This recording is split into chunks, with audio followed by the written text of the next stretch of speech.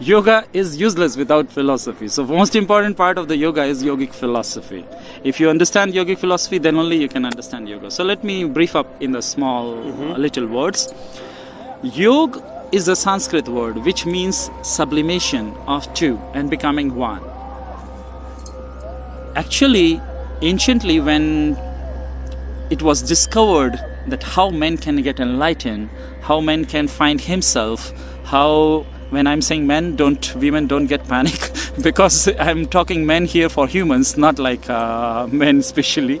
So when anciently men wanted to get enlightened, he made a great research on different fields, and he found that the yoga is the easiest way to get enlightened, because if you go step by step and follow what they are demanding, you get what it is saying.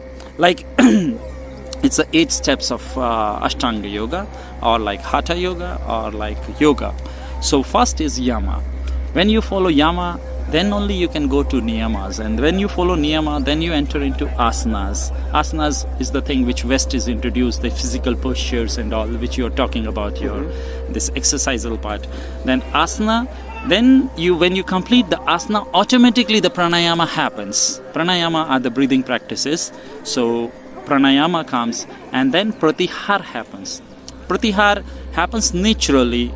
Dharana happens naturally. Dhyan happens naturally. Samadhi happens naturally. These are the natural parts. They happens.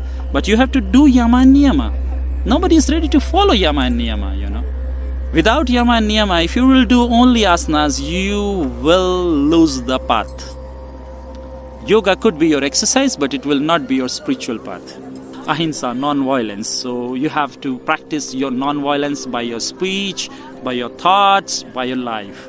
So you have to practice it by all 3 levels. Then you have satya, and the truth. You have to practice truth by your mind, by your speech, by your lifestyle.